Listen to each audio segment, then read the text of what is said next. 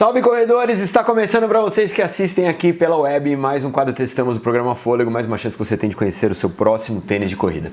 Olha, acho que desde 2017 que a gente não tinha um candidato tão forte e tão óbvio a melhor tênis do ano. Quando o Puma Fast R foi lançado lá no começo do ano, de 2025, cara, mídia gringa, todos os canais especializados, todo mundo apontou esse tênis como o melhor tênis de 2025.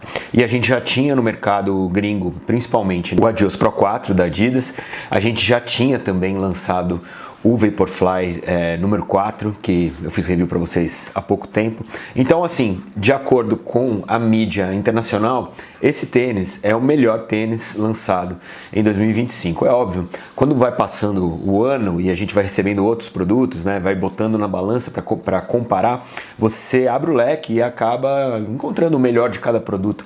E no final do ano vai ser sempre uma escolha pessoal de cada um dos canais, etc. Mas como esse tênis ele significava tanta coisa e tanta opinião de gente que eu respeito demais dentro desse universo, eu falei, não, eu não vou gravar meu review assim que eu receber, eu vou ficar com esse tênis pelo menos uns 2 meses e entender por que, né, dessa unanimidade, por que ele é tão unânime, por que tanta gente aponta esse tênis como o melhor tênis do ano. E aí eu vou concordar ou não, mas vou dar uma opinião embasada depois de ter corrido bastante com o tênis. Muito bem, chegou a hora de eu te dar minha opinião. Se você não me conhece, eu sou Gustavo Maia, este aqui é o programa Fôlego, clicando aqui você se inscreve no canal. E hoje eu vou te apresentar o maior candidato, né, o mais candidato a melhor tênis do ano de 2025. Quer saber? Então não sai daí.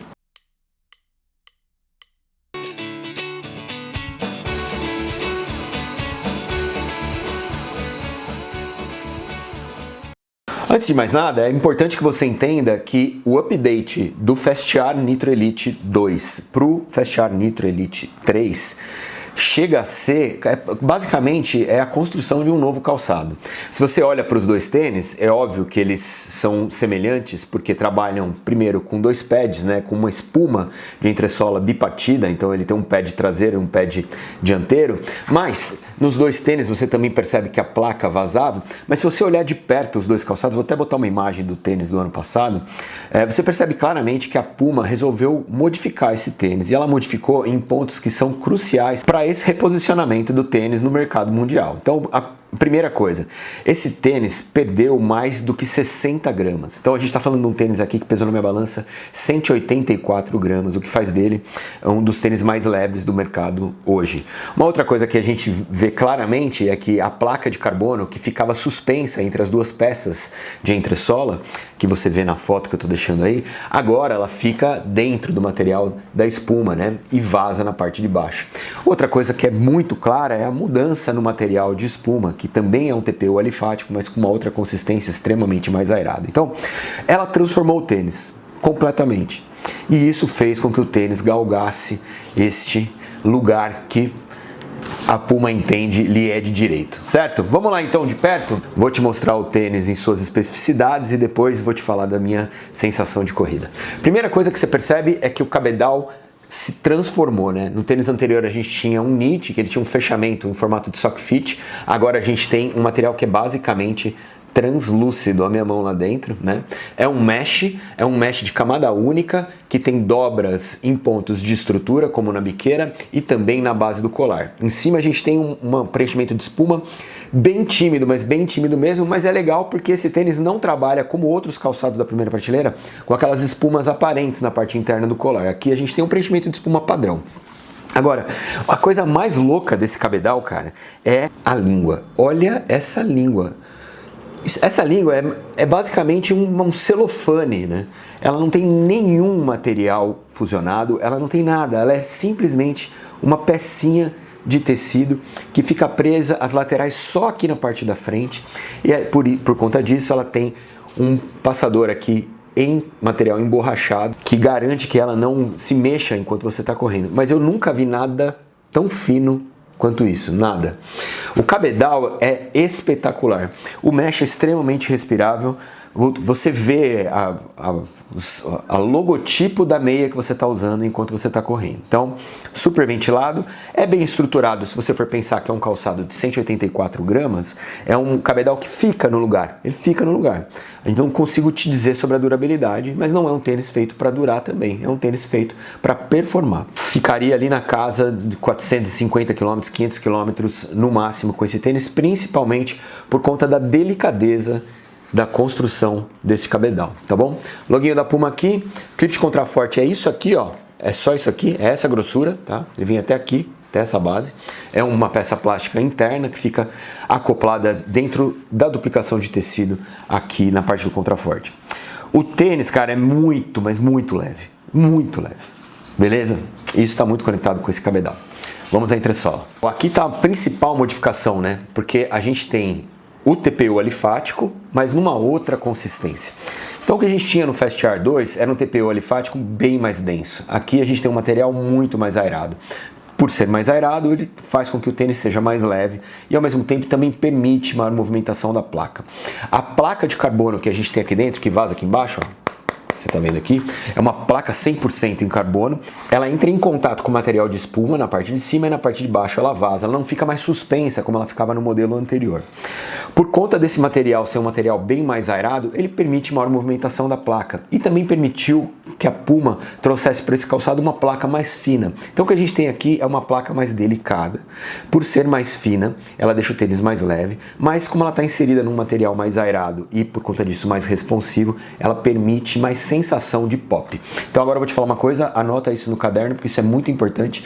Este tênis é o tênis com maior retorno de energia do mercado mundial. Nenhum bate. Ah, o que você está querendo me dizer? Estou querendo te dizer que o pop que esse tênis dá, não existe outro tênis que vai te dar igual. Em nenhuma marca, em nenhum tênis no mercado mundial. E isso eu tenho certeza absoluta que embasou todos os reviews e todas as sentenças dos canais gringos em relação a colocar esse tênis como o melhor tênis de 2025. Por quê? Porque a resposta de energia deste tênis é maior do que qualquer outro tênis que eu já tenha testado na minha vida ou que está disponível para vender no mercado mundial, beleza? Isso é uma combinação, como eu te falei, da placa mais fina e um material extremamente aerado e super responsivo. Agora, diz muito também sobre a geometria dessa entressola, que é a coisa mais agressiva que você vai ver. É a coisa mais agressiva que você vai ver em todo o mercado. Então é uma combinação, agressividade da geometria, mais entressola, mais placa. Foguete, te joga pra cima, sensacional. Antes de eu ir pro solado, muito importante você pensar nisso. Nós temos também, como no modelo anterior, uma peça na parte de trás, uma peça na parte da frente que são unidas aqui por uma conexão central. Mas não deixa de ser uma entressola bipartida. Toda vez que você tem uma entressola bipartida, a transição fica um pouco comprometida. A transição desse tênis não é a melhor. E outra coisa que eu vou te dizer, a consistência do material de entressola na frente é a mesma do material de entressola atrás. Mas entre os dois materiais nós temos espaço. Então isso prejudica, na minha opinião, a transição do tênis.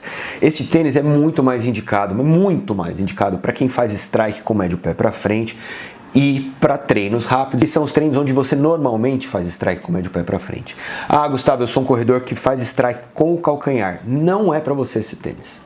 Não é para você. Por que eu tô falando isso? Você vai fazer o strike com o calcanhar e a transição vai ser uma transição limitante para você.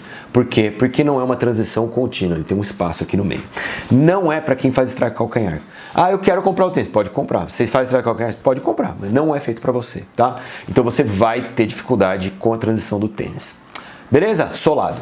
Bom, outra mudança drástica, né? Porque a gente tinha no Puma Grip do Fast Air Nitro Elite 2 elementos de ranhuras, né? E agora o Puma Grip vem aqui liso e áspero na parte da frente. É um bom pad, né? Então ele cobre bem a parte da frente, né?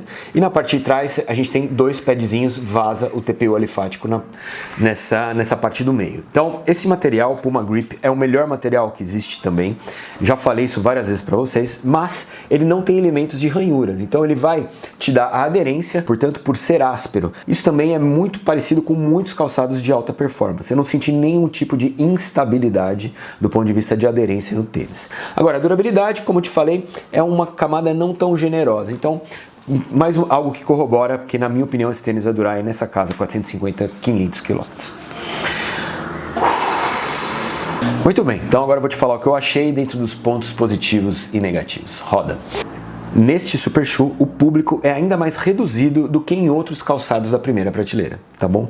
Isso diz muito sobre o entressola bipartida e sobre um tênis que pesa apenas 184 gramas.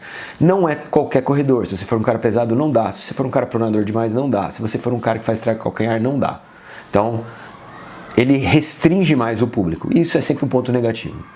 O segundo ponto negativo é a estabilidade. Não é um tênis estável, tá?